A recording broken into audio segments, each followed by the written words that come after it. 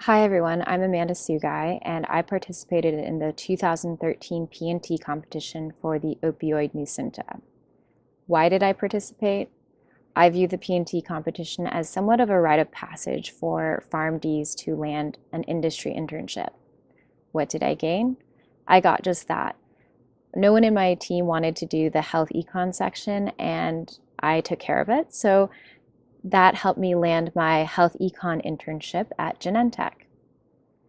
My favorite memories involve late night silliness at the UCSF Parnassus Library. Where am I now? Well, thanks to that internship, I am now in the second year of an executive leadership program at Genentech. So good luck to all of you out there. I hope you finish the competition. It is well worth your time.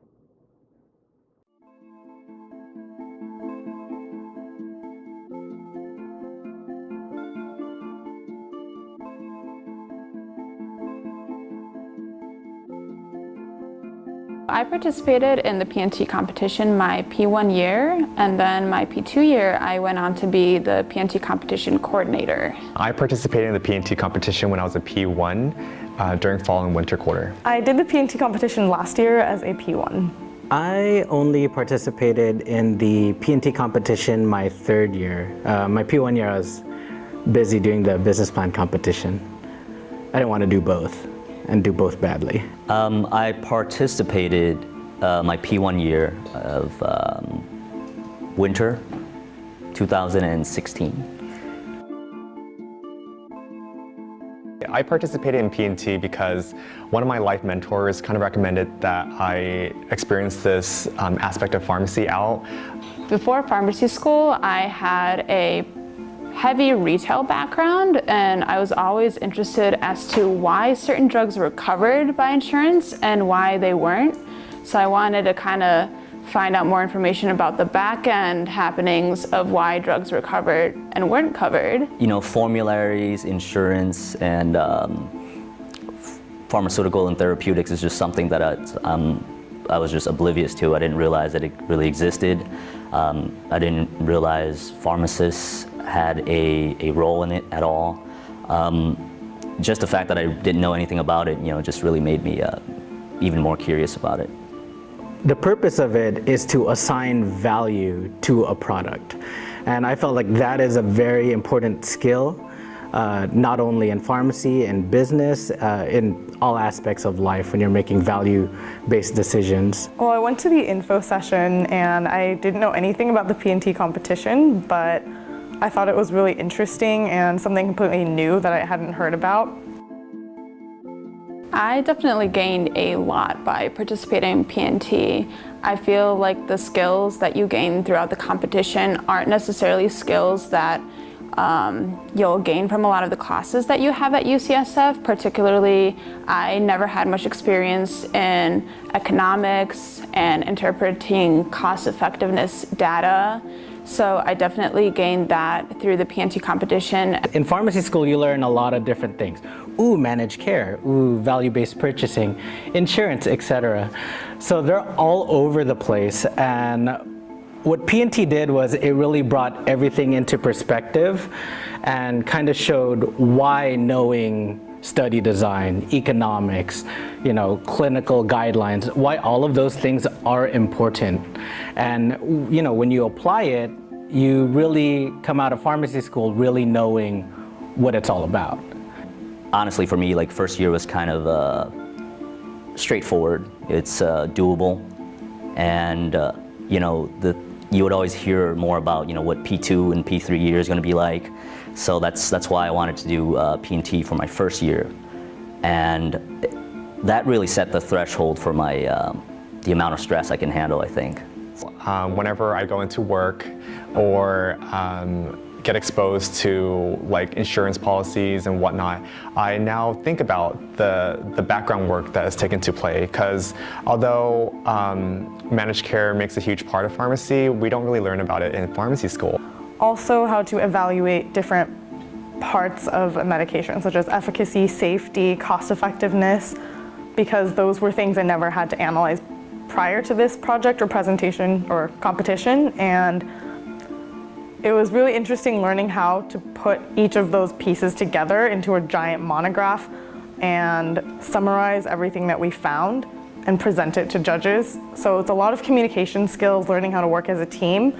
The people that I meet during the competition, my teammate, we see each other in the hall or just across the room nowadays, and we won't have to say anything to each other, and we'll be like, hey, we're survivors. We did it.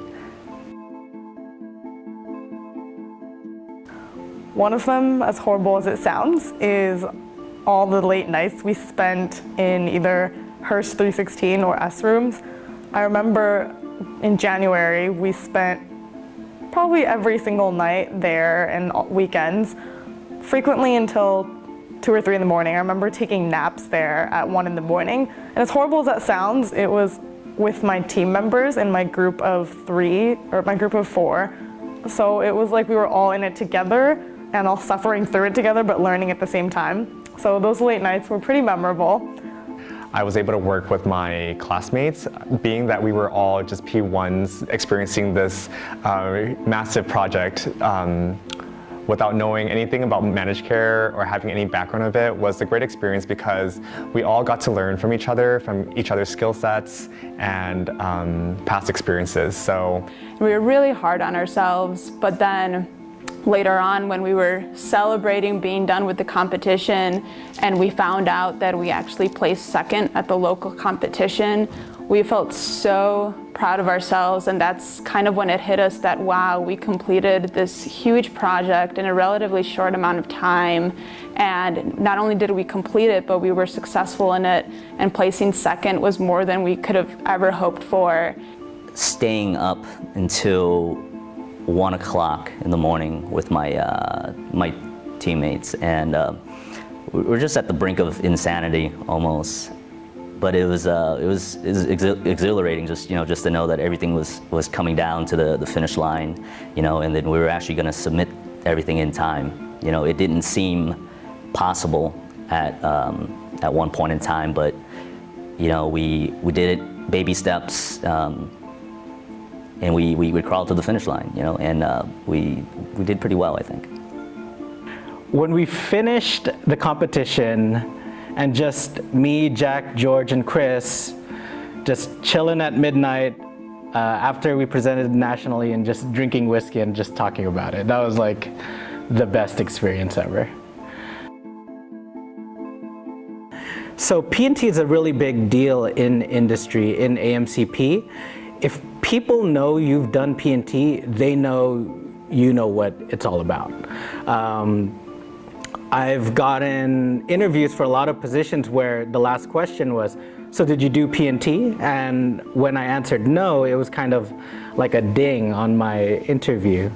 So I currently work at the CVS Pharmacy in Target Berkeley, and now that I have an appreciation and exposure to managed care pharmacy, I always make the conscious decision to just make sure that I save my patients the most money.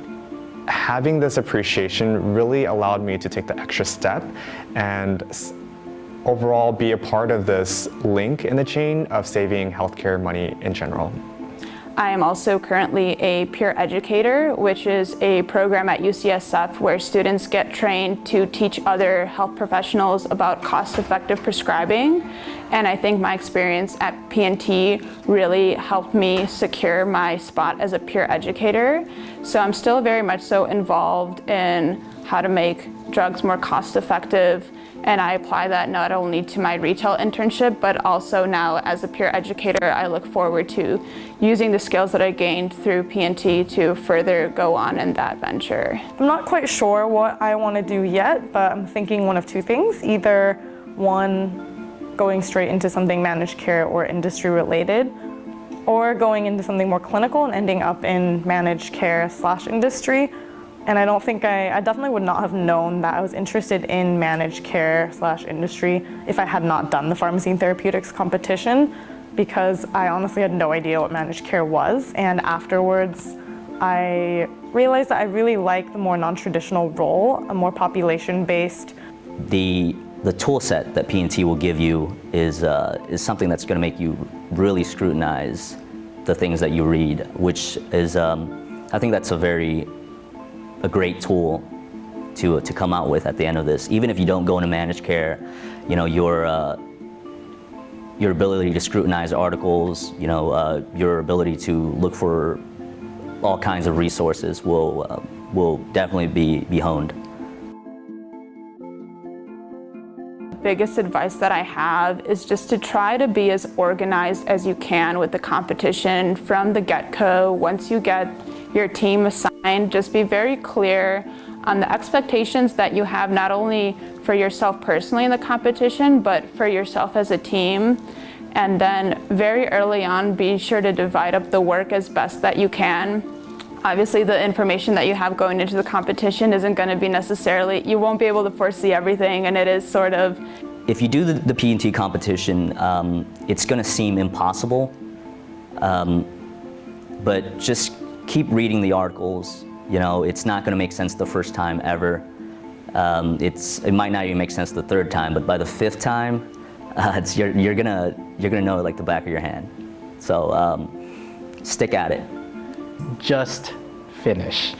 You know, I see a lot of teams psych themselves out, thinking, oh, it's too much work. It's not to the same standards that I do all of my work in.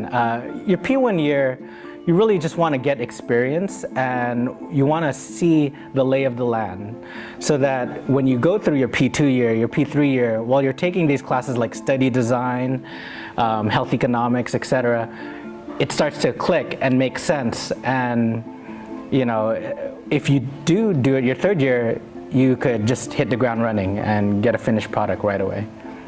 Time management really becomes difficult during that 1 month. Another thing is, if you're not sure if you want to do it, but you may be interested, I would say just go for it, because I wasn't really sure what managed care was, and I had no idea what was going on when I heard about all this, but it just sounded interesting. So it's a new opportunity, and you learn a lot of skills from it. So if it's something that even sounds interesting, definitely go for it.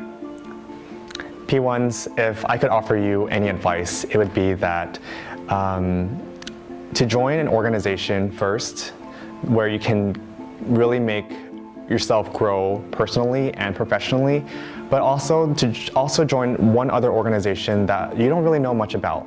For me, that was AMCP. And looking back with 2020 Vision, I'm really grateful that I actually took this opportunity as a P1 to do so. Thank you.